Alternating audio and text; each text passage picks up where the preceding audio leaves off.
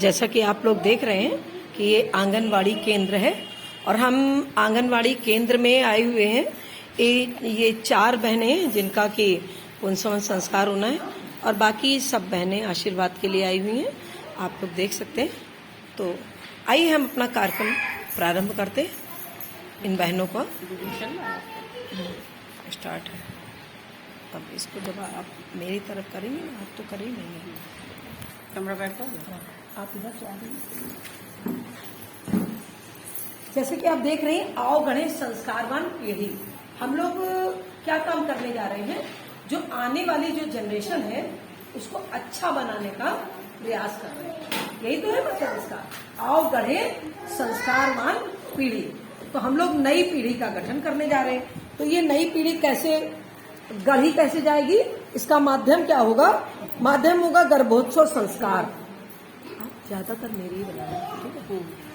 गर्भोत्सव संस्कार जो है वो इसका माध्यम है, क्योंकि जब बच्चा गर्भ में आता है तो जब आप जान भी नहीं पाती हो कि हम गर्भवती हैं, तो उस समय बच्चे का 80% दिमाग जो है विकसित हो चुका होता है। अब आप कल्पना करिए कि जब 80% दिमाग विकसित हो गया तो बचा कितना? 20% तो बचा। जब 20% दिमाग बचा तो उसको बच्चे को कितना सिखा पाओगे कुछ नहीं।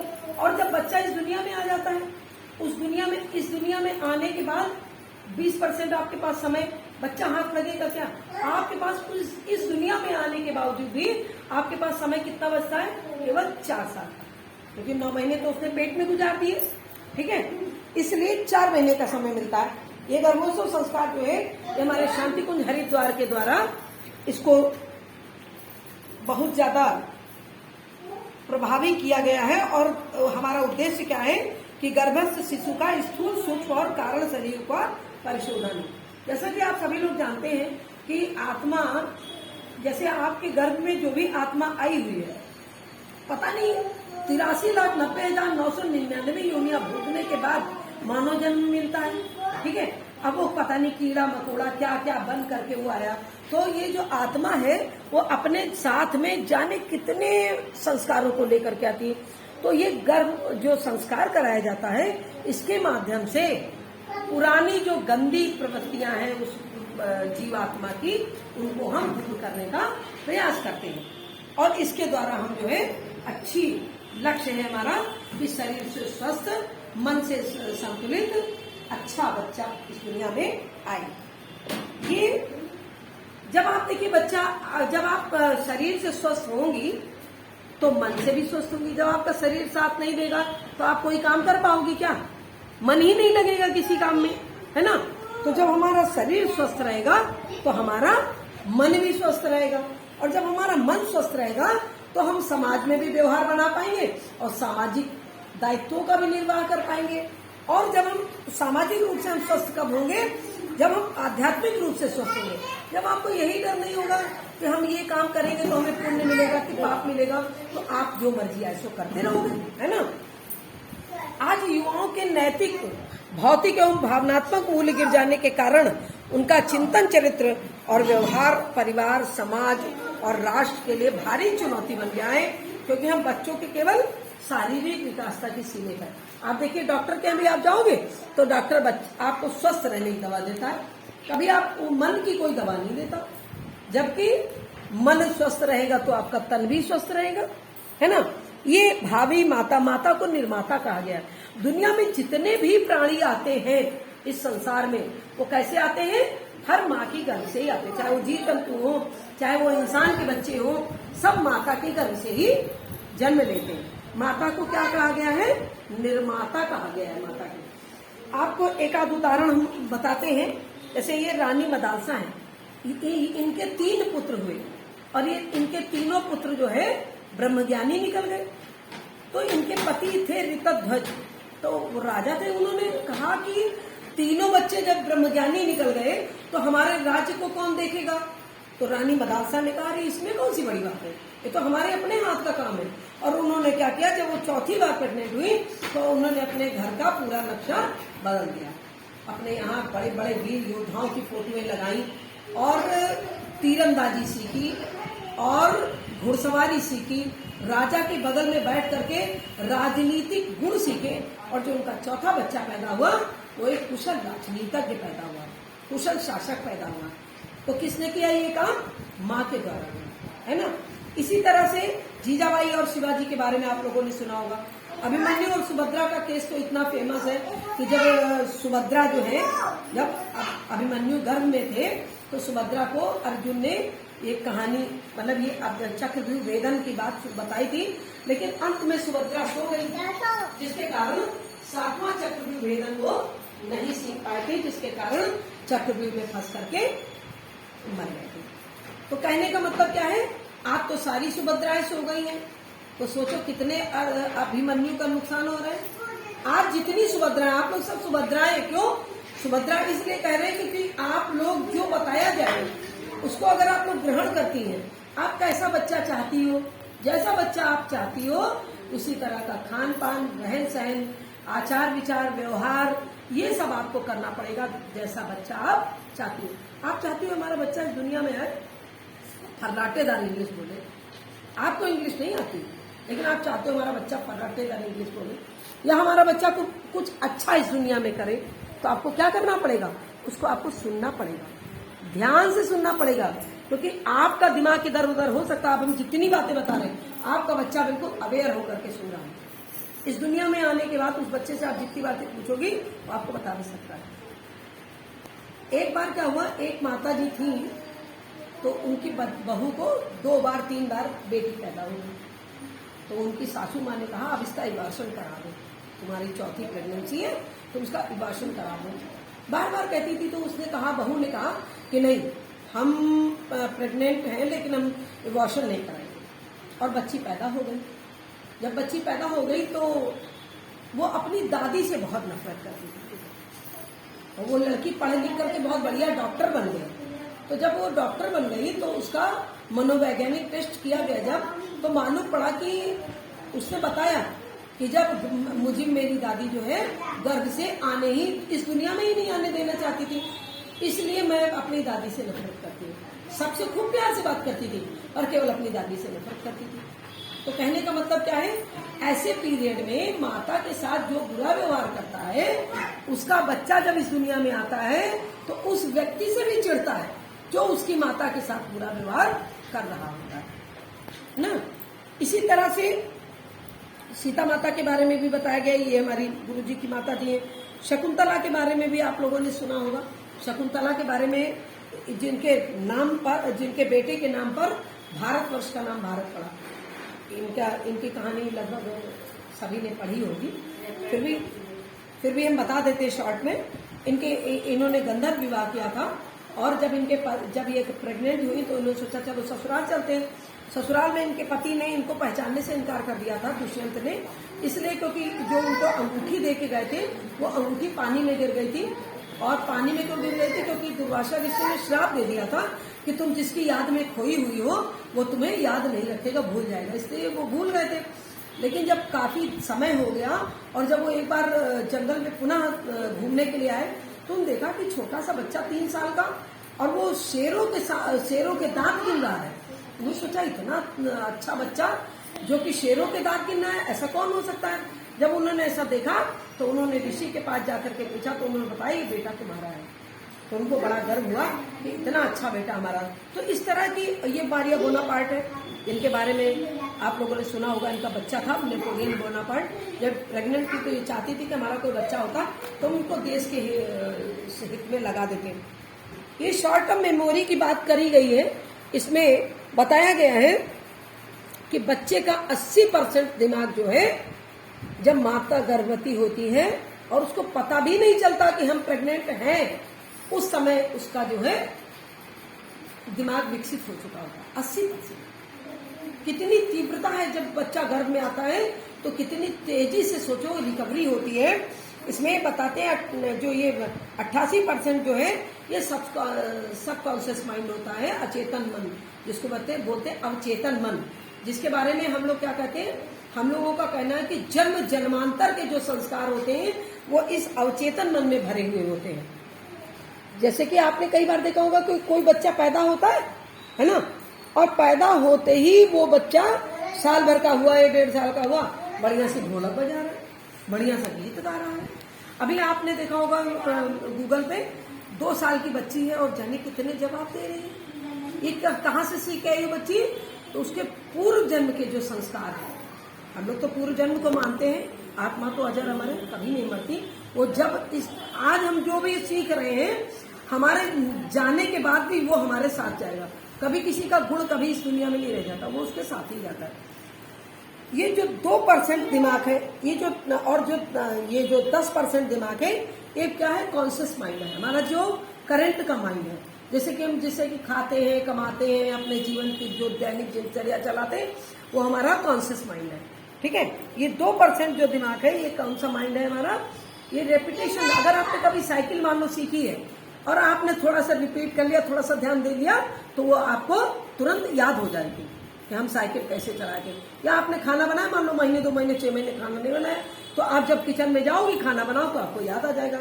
ये आप इंसान कभी भूलता नहीं। इसमें ये कैम्ब्रिज विश्वविद्यालय के डॉक्टर रूपर्ट सेल्ड्रिक जो है, उन्होंने इस पे रिसर्च किया, और रिसर्च किया तो उनको पता चला कि फॉर्मेटिव कॉजेशन के अनुसार गर्भ के समय माँ के विचार, भावना, आहार, दिनचर्या और पारिवारिक तथा सामाजिक वातावरण के द्वारा एक पराभौतिक मार्फोजेनेटिक बल क्रियाशील होता है, जो कि बच्चे के 80% व्यक्तित्व की आधारशिला बना। ये क्या है? ये एपिजेनेटिक्स की मतलब आप चाहते हो हमारे घर में सब बड़े दंगा वंगा करने वाले लोग हैं, लेकिन मेरा बच्चा आए इस दुनिया में तो बहुत अच्छा है। उसके लिए आपको क्या करना पड़ेगा? आपको अपना आहार विहार, दिनचर्या, खान पान सब कुछ बदलना पड़ेगा। जिसका मतलब ये एपिजेनेटिक्स का मतलब क्या होता है? अनुवांशिक बदलाव। इसके अंदर जीन्स को निष्क्रिय मतलब स्विच ऑफ कर दो तो बत्ती जल गई, स्विच ऑन कर दो, स्विच ऑफ कर दो तो बत्ती बुझ गई, स्विच ऑन कर दो तो बत्ती जल गई। कहने का मतलब क्या है कि आप चाहो तो वो गुण आपके अंदर आएंगे। अगर आप चाहो हमारे खानदान के गुण आए, लोग कहते हैं ना, अरे ये तो इनका खानदानी गुण है, वो खानदानी गुण नहीं आएगा अगर आप नहीं चाहो। माँ चाहेगी तो वो खानदानी गुण आएंगे, अगर माँ नहीं चाहेगी तो खानदानी गुण नहीं आ सकते।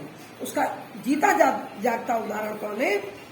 ये हमारे यहाँ जो क्या नाम,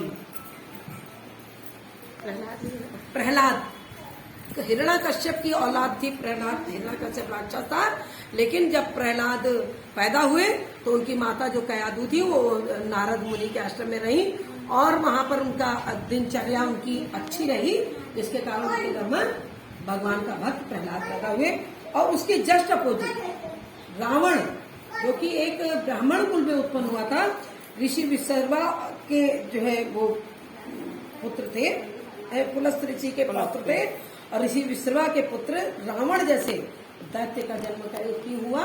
क्योंकि उनकी माता जो केकसी थी, उनका आचार विचार राक्षसी था, इसलिए उनके घर में राक्षस का जन्म। तो कहने का मतलब क्या है? अब ये भी बात आप लोगों को यही बता रही है कि माँ चाहे जैसा बच्चा पैदा कर सकती है। तो आप सोचो आप कितना महान काम करने जा रहे हैं, है ना? किसी को इस दुनिया में लाना बहुत बड़ा काम होता है, लेकिन वो भी उससे बड़ा काम क्या होता है कि वो बच्चा जो आए वो हमारे हिसाब से चले। आजकल रोना किस बात का है? हर व्यक्ति यही रो रहा, क्या बताएं दीदी, हमारा बच्चा हमारा पहले ही। गलती किसकी है इसमें? गलती तो माताओं की ही है ना। जब हमारा बच्चा गर्भ में होता है तब हम 24 घंटे टीवी देखते रहते हैं, उल्टी सीधी पिक्चर। टीवी में क्या आता है? वो जेठानी ने उसके साथ लड़ाई झगड़ा करा, उसके साथ, मतलब कभी कुछ अच्छी चीजें टीवी में नहीं आती, और वही हम सब लोग देखते हैं, तो हमारा बच्चा वही संस्कार लेके तो पैदा होगा। इसीलिए हम लोग मना करते हैं कि आप लोग कोशिश करें कि टीवी ना देखें, मोबाइल से दूरी बना के रखें। मोबाइल की रेसेस कितनी भयंकर होती है। आप मोबाइल को बक्से में बंद कर दो, फिर भी आप मोबाइल अगर मिलाओगे तो वो कॉल तुरंत रिसीव करेगा। तो उसकी रिसीविंग सेंटर कितना तेज पावरफुल है कि नहीं है? तो आपका बच्चा भी इस समय उससे ज्यादा पावरफुल है। तो आप जब मोबाइल चलाओगी, उल्टा सीधा देखोगी, तो बच्चा तो सीख ही लेगा ना, है ना? अगर माता खुश रहती है तो बच्चे के अंदर खुशी के हार्मोन्स का सिक्रेशन होता है। मतलब तो बच्चा कैसा पैदा होता है? प्रसन्न बच्चा होता है, तनाव मुक्त होता है, खुशमिजाज, एकाग्रचित, होशियार, व्यवहार कुशल, अच्छी भावनात्मक शक्ति वाला, अपनी बात अच्छे से सबके सामने कह सकने वाला, आत्मसम्मानी, सही निर्णय लेने वाला, ऐसा बच्चा पैदा होता है। लेकिन वही अगर माता दुखी रहती है तो क्या होता है? तो बच्चा क्रोधी, तनाव वाला, हर समय चिड़चिड़ाने वाला, झगड़ालू, ईर्ष्यालु, मतलब इस तरह का बच्चा पैदा होता है, जो कि खुद तो आपको तकलीफ देगा ही देगा और समाज में एक अभिशाप बन के रह जाता है ऐसे बच्चे, है ना। तो हमें क्या करना है? माता को खुश रहने की, खुश रखना है, चाहे जैसे भी वो खुश रहे। अब उसको अगर मान लो घर में कोई उसके विपरीत भी कोई बात हो रही है तो अपने मन को डाइवर्ट करने के लिए उसे क्या करना पड़ेगा? कुछ अच्छी पुस्तकों का अध्ययन करें। और अगर माता जो है असंतुलित आहार नहीं करती तो इस तरह का कुपोषित बच्चा पैदा होता है। देख रहे हैं ना? तो जब बच्चा कुपोषित पैदा होता है तो जन्मजात बीमारियां लेकर के आता है। मानो पैदा हुआ तब नहीं है, लेकिन भविष्य में उसको जैसे दिल की बीमारी है, डायबिटीज है, कैंसर है और हाई बीपी है, कोलेस्ट्रॉल, मानसिक व्यवहारिक समस्याओं की जड़ गर्भावस्था में ही पड़ जाती है। तो हमें क्या करना है? खुश, सबसे ज्यादा खुश रहना है और संतुलित भोजन करना है, ठीक है। अब जब पहला त्रैमासिक होता है तो क्या होता है? सबसे पहले बच्चे की मस्तिष्क की आधारशिला बन जाती है, बॉडी का स्ट्रक्चर बन जाता है ना। और प्रारंभिक स्नायु संस्थान मतलब न्यूरल ट्यूब बन जाती है, पूरे शरीर की पूरी स्ट्रक्चर पूरा बन जाता है। जब चौथा महीना लगता है तो उसकी स्वादेंद्री बन जाती है। स्वादेंद्री उसकी क्या होता है? उसे मस्तिष्क की कोशिकाएं अब क्या होता है 2.5 मिनट की रफ्तार से बढ़ने लग जाती है और बच्चा आवाज पहचानने लगता है। जैसे मान लो घर में जितने भी लोग हैं उसके पापा आएंगे तो समझ जाए मेरे पापा आए, या बाबा आए, दादी आई, कोई भी आया तो उस बच्चा समझ जाता है कि मेरे घर में ये कैंडिडेट आया हुआ है। और महक समझ जाता है, स्वाद पहचानने लगता है और आवाज के प्रति प्रतिक्रिया भी दर्शाता है। इसीलिए हम लोग मना करते हैं कि जो अपचने वाला भोजन है, जो जल्दी पच नहीं सकता है, ज्यादा कड़वा, ज्यादा तीखा मत खाइए इस समय, क्योंकि बच्चे को बहुत गंदा लगता है कि जब माता उसकी गंदा भोजन करती है तो, ठीक है। छठा महीना जब लगता है तो अब मस्तिष्क की कोशिकाएं देखो, पहले 250 मिनट की रफ्तार से बढ़ रही थी, अब 5 लाख मिनट की रफ्तार से बढ़ रही है। भाई तभी तो 9 महीने में इतना अच्छा बच्चा बन के तैयार हो जाता है। आप कल्पना करो परमात्मा की कितनी बड़ी देन है। इस अंधेरी कोठरी में आंख की जगह आंख लगाता, कान की जगह कान लगाता है, पूरा स्ट्रक्चर वैसे ही बनाता है जैसे सारी दुनिया का बना हुआ होता है। कोई इतना बड़ा कलाकार है क्या इस विश्व में जो उस तरह का दूसरा नमूना तैयार करता है कोई ऐसा? नहीं। अब क्या होता है? भावनात्मक केंद्र बन जाते हैं। बच्चा प्यार, खुशी, दुख, तनाव सब कुछ पहचानने लगता है। घर में अगर लड़ाई हो रही तो बच्चा दुखी हो जाता है।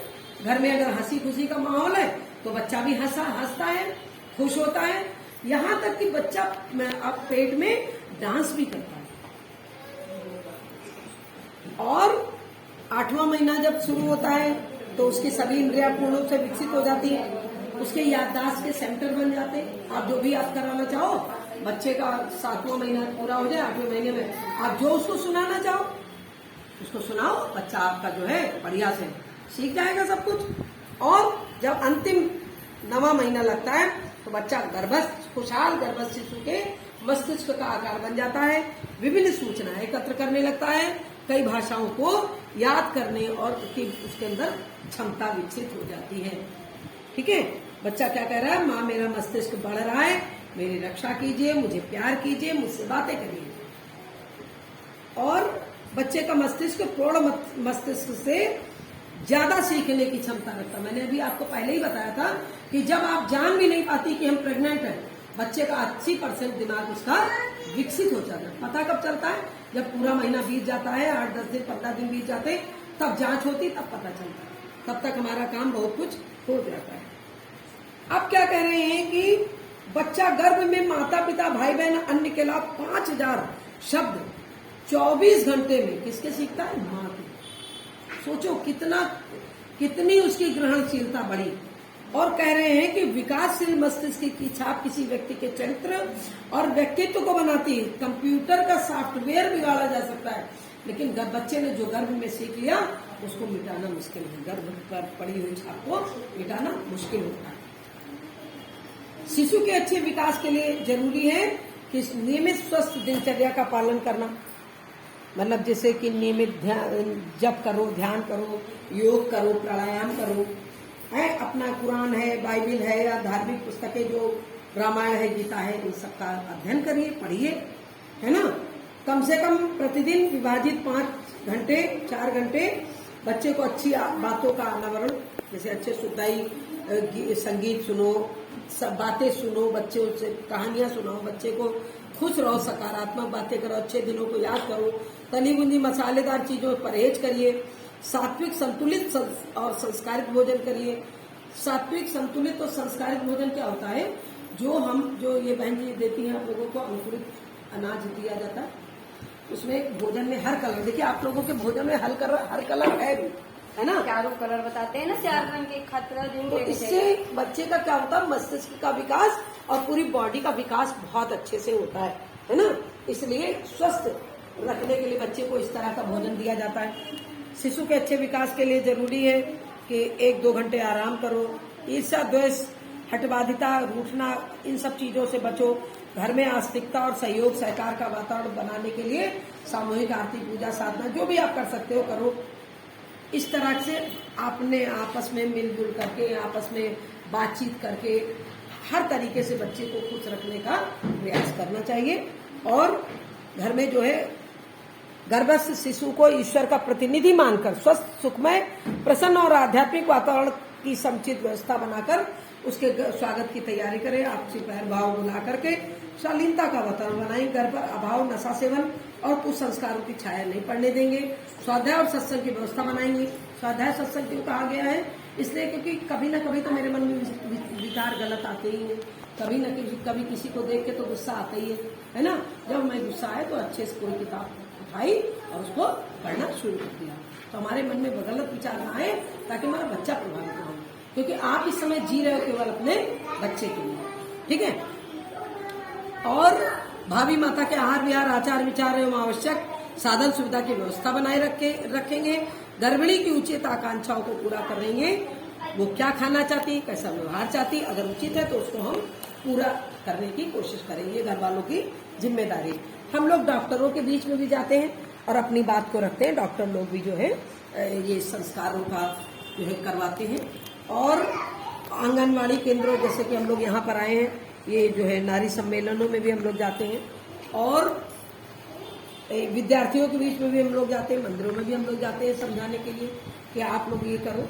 गांव कस्बों में भी हम लोग जाते हैं, ये सब धर्मों के बीच में अपनी बात को रखते हैं। क्योंकि बच्चा तो अच्छा सभी को चाहिए, धर्म तो आपका कोई भी हो, सभी चाहते हैं धर्म बच्चा अच्छा हो, है कि नहीं। चाहे हिंदू हो, मुस्लिम हो, सिख हो, ईसाई हो, कोई भी हो, बच्चा तो सभी अच्छा चाहते हैं। कोई कौन नहीं चाहता कि हमारा बच्चा दुनिया में आए तो हमको प्यार करे, हमारी बात माने, सभी चाहते हैं, चाहे हिंदू हो चाहे मुस्लिम हो, है ना। हम लोग हॉस्पिटलों में जाते हैं, क्लिनिकों में जाते हैं, और यहाँ के बजाय विदेशों में इस चीज का बहुत ज्यादा, विदेशी कह रहे हैं कि हम जो है अब इस संस्कार को बहुत ज्यादा ध्यान दे रहे हैं। हमारे यहाँ ये सूक्ष्म व्यायाम वगैरह क्लास चलेगी आप लोगों की, अगर आप लोग चाहेंगे तो ये क्लास भी ज्वाइन कर सकते हैं। योग की कक्षा होती है, इस तरह के योग प्राणायाम कराए जाते हैं। 4 बजे शाम को क्लास शुरू होती है और सुबह मॉर्निंग में 6 बजे से 7 बजे तक की क्लास होती है। बहुत अच्छा दीदी समझाती है, आपसे कोई पैसा नहीं लिया जाता है, आपको फ्री ऑफ कॉस्ट सिखाया जाता है, केवल आपको अपना समय देना है, ठीक है। ये हमारी दैनिक दिनचर्या है। गर्भवती माता को कोशिश करनी चाहिए सूर्योदय से पहले उठे, दिखाया जा रहा है। फिर उषापान मतलब गुनगुना पानी पीना है आपको, जिससे कि आपका मोशन क्लियर हो, आपको प्रेशर न पीना पड़े, ठीक है। और अगर जिन लोगों को उल्टी होती है, बहुत ज्यादा टाइम तक जो है हमें भूखा नहीं रहना है, तो इसके लिए कह रहे हैं सूक्ष्म नाश्ता कर लो। जैसे अखरोट खा लिया, 200 अखरोट खा लिया, बादाम खा लिया, जो भी आप खा सकते हो, जो आप अफोर्ड कर सकते हो। कुछ नहीं मिले तो आप 2 चम्मच सत्तू घोल करके पी सकते हो, कुछ नहीं नुकसान होता। नहीं तो आप अखरोट खाइए, बादाम भिगो के खाओ, नुकसान नहीं। बादाम भी तो की जगह या फिर मूंग और चना ले लेंगे। यही लीजिए, मूंगफली लीजिए ना। नहीं वो तो लेना ही है, लेकिन सो के उठ के तुरंत ये। बादाम और फिर उसके बाद ये 100 में संगीत आपको सुनना है 15 मिनट तक, और उसके बाद आसन ध्यान प्राणायाम वगैरह करना है।